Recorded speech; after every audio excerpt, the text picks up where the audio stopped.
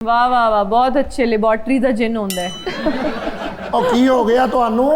ਇਹ ਜਿਹੜੇ ਸਾਇੰਸਦਾਨ ਹੁੰਦੇ ਨੇ ਨਾ, ਇਹ ਜਿੰਨ ਨਹੀਂ ਹੁੰਦੇ ਨੇ। ਇਨਸਾਨ ਤੇ ਉਹ ਕੰਮ ਕਰ ਹੀ ਨਹੀਂ ਸਕਦਾ ਜਿਹੜਾ ਸਾਇੰਸਦਾਨ ਕਰਦਾ ਹੈ।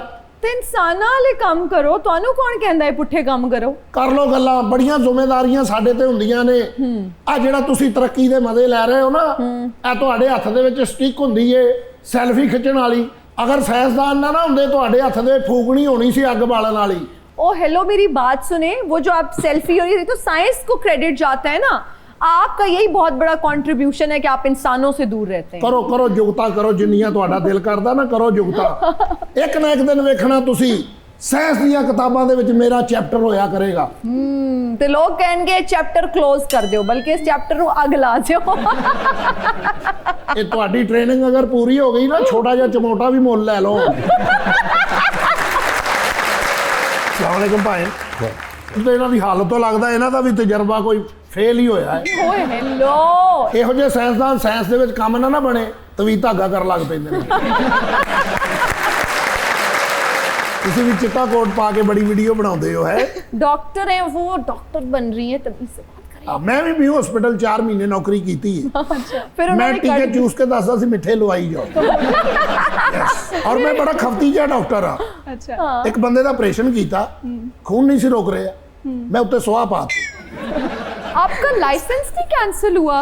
2-3 बार बनया लाइसेंस।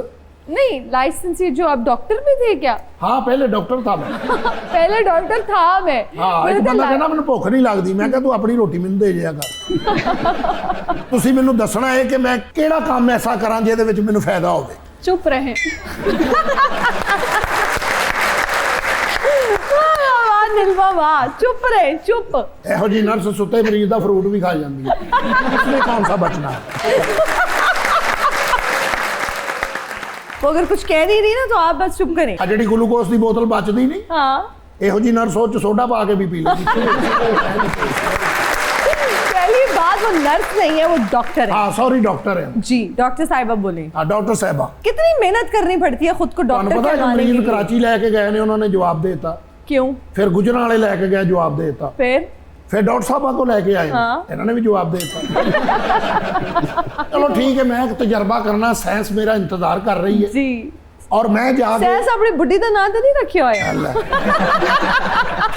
ਅੱਛਾ, ਇਹੋ ਜੀ ਕੁੜੀ ਦਾ ਵਿਆਹ ਨਹੀਂ ਹੁੰਦਾ, ਫਿਰ ਪਾਗਲ ਹੋ ਗਏ ਨਾ। ਹਰ ਜੰਜ ਨੂੰ ਵੇਖ ਕੇ ਉਹ ਮੇਰਾ ਲਾੜਾ ਆ ਰਿਹਾ।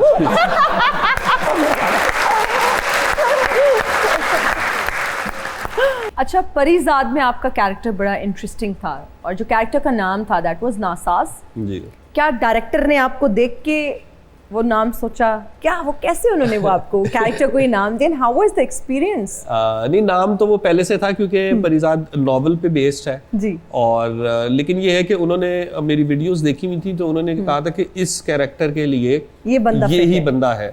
और उसके बाद उसमें जो मेरे अपने जानने वालों ने जब मुझे देखा टीवी स्क्रीन पे तो उन्होंने कहा तुमने कोई खास मेहनत तो की नहीं, जिस तरह तुम आम जिंदगी में बात कर रहे होते उसी तरीके से तुमने कर दिया। तो it was like very close to me. मैं आम जिंदगी में भी इस तरह के काम कर चुका हूँ। लोगों के साथ बैठ के गुफ्तगू करना, मशवरे देना, नसीहतें देना, ये पार्ट ऑफ लाइफ रहा है। सबा कमर के साथ भी आपने काम किया कमली में, right? How was the experience? And क्या सबा कमर को देख के डायलॉग्स भूल जाते थे या नहीं, सब याद रहता था? सबा कमर के साथ मेरे वैसे गिनती के 1-2 सीन ही थे, लेकिन ये कि शी इज़ ब्रिलियंट। और वो जो आपने बात की ना भूल जाने की, तो इनफैक्ट ऐसा था कि पहले सबा का शॉट बना और उसके बाद जब मेरा शॉट बन रहा था तो ये बड़े आर्टिस्ट की निशानी होती है कि सबा ने कहा कि नहीं मैं वहीं पे खड़ी होके इनको भी क्यू दूंगी। तो वो बिल्कुल ऐसे गई चलती हुई हंसती हुई, और जब वापस आई तो उनकी आंखों में आंसू थे और वो एकदम से वो जो मैंने उनको देखा ना तो मैं थोड़ी देर के लिए भूल गया कि अच्छा मैंने एक्ट करना था, ये एकदम से कैसे हो सकता है। सो मैंने इंडस्ट्री में 2-4 लोग देखे हैं जो बहुत जल्दी कैरेक्टर में आते हैं और मैं बहुत इंस्पायर होता हूँ। मतलब सानिया सईद है, सजल है, अहमद अली अकबर है, सबा कमर है, they are brilliant actors. Noman Ejaz साहब के साथ सीन्स किए हैं या सानिया सईद के साथ सीन किए, निमरा बुच्चा। आप थोड़ी सी आपको फील जरूर होती है कि यार ये बड़े लोग हैं और इनके सामने आप कच्चा काम नहीं कर सकते। जबरदस्त, लेकिन you did a wonderful job. जी नीलमा, अगर कभी ड्रामा की ऑफर आती है, फिल्म की ऑफर आती है, कर लोगी? कोई डिसेंट सा होगा तो हाँ कर लूँगी, क्यों नहीं। किस तरह के कैरेक्टर को आप डिसेंट समझती हो? जैसे अभी हानिया आमिर का एक ड्रामा आया था फहद मुस्तफ़ा के साथ, वो Okay. काफ़ी डिसेंट कैरेक्टर था, उस तरीके के आए तो ज़रूर। लेकिन उसमें कुछ ऐसे सीन्स भी थे थोड़े इंटीमेट, बहुत सारे लोग उस पर भी क्रिटिसाइज कर रहे जी, थे कि बिल्कुल। फैमिली के साथ आप अपने वालिद साहब के साथ बैठ के नहीं देख सकते। डू यू थिंक इस तरह के सीन्स करने में यू विल बी कंफर्टेबल? नहीं, बिल्कुल नहीं।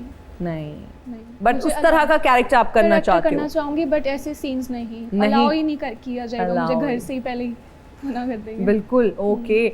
अच्छा, कंटेंट पे कितना टाइम लगता है बनाने में, सोचने में? बिकॉज ये सारा क्रिएटिविटी जी बिल्कुल। आप डिपेंड करता है कि कितने क्रिएटिव हैं आप। जी। लोगों को लग रहा होता है अच्छा ये तो उसने बैठे बैठे वीडियो बना दी, देखो ना मिलियन में व्यूज चले गए, पर उसके पीछे की जो मेहनत है वो लोग नहीं देख नहीं रहे। देखते। तो ये कितना मुश्किल है? क्या बैठे बैठे आइडिया आता है या प्रॉपर सोचना पड़ता सोचना है? पड़ता है। अभी जो स्टोरी टेलिंग कर रही हूँ वो तो चलो मेरे लिए अभी इजी हो गया है, क्योंकि फॉलोअर्स मुझे बताते हैं, जी। मैं उनके सोर्स से कॉन्फिडेंशियल रख के उनकी इन्फॉर्मेशन वो मैं सुना देती हूँ। बट जो मैं खुद से रील्स बनाती हूँ सिबलिंग रिलेटेबल, वो मेरे घर में हो चुकी होती है, हो चुकी तो होती उनकी है। वहाँ से आइडिया लेती हूँ मैं और उसको फनी करके फिर मैं बताते बता हैं। देती अदील, मोहब्बत कितनी बार हुई जिंदगी में?